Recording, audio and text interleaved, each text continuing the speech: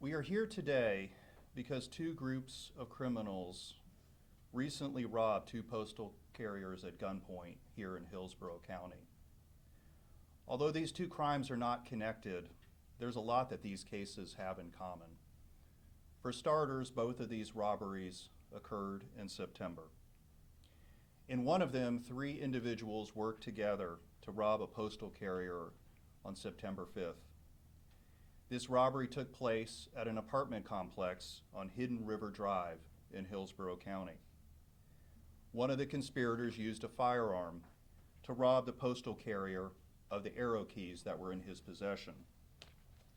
All three of the conspirators then drove away together in an effort to evade law enforcement. In the second case, two individuals worked together to rob a postal carrier on September 21st. This robbery took place on West Australia Street in Hillsborough County. One of the conspirators used a firearm to rob the postal carrier of two arrow keys that were in his possession, and those two conspirators drove away together in an effort to evade law enforcement.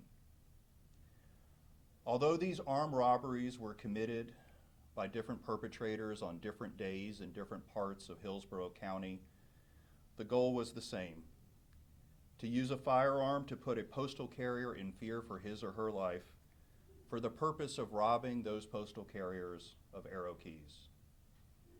Arrow keys are not ordinary keys. As you heard, they can be used to open postal service mailboxes. It is for that reason that they are sometimes the focus of armed robberies. The individuals who rob carriers of those keys seek to use the keys to steal mail or to sell them to someone who's going to use those keys to steal mail.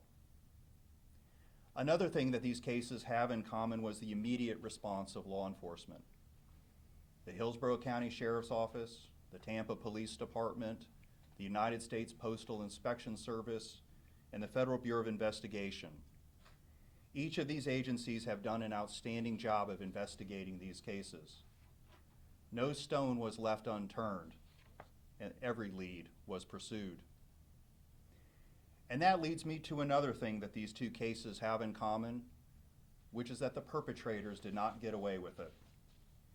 Because of the excellent work of the law enforcement agencies you see before you today, the perpetrators of these armed robberies have been identified, they have been federally charged, and they have either been arrested or had an arrest warrant issued for their arrest.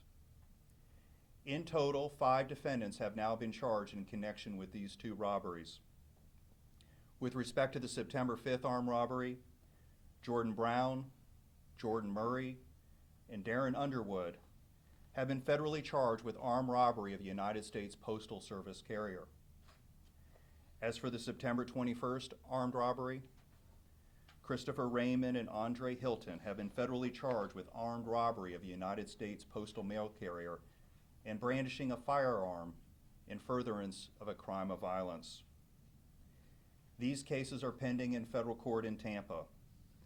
All but one defendant have been arrested. Of the 4 defendants who have been arrested, 3 are in custody and 1 is on bond. And the 5th defendant has an active arrest warrant for his arrest. These cases are being prosecuted in federal court by Assistant United States Attorney Alyssa Spergel, who's done an outstanding job on these cases. These two cases have a lot in common with each other. They also have a lot in common with other cases prosecuted by my office. The investigation and prosecution of armed robberies of postal carriers is a top priority of the United States Attorney's Office. Postal carriers are public servants. They are entrusted to ensure the safe delivery of the mail, and they serve our community through the important work that they do. But their jobs sometimes put them in harm's way. You heard some of the statistics of the number of cases that my office has done. Over the past year, my office has successfully prosecuted 10 defendants who have robbed postal carriers for their arrow keys using either firearms or other dangerous weapons. Each of those cases ended up with the same result. The perpetrator was identified, federally charged, arrested, convicted, and sentenced to federal prison.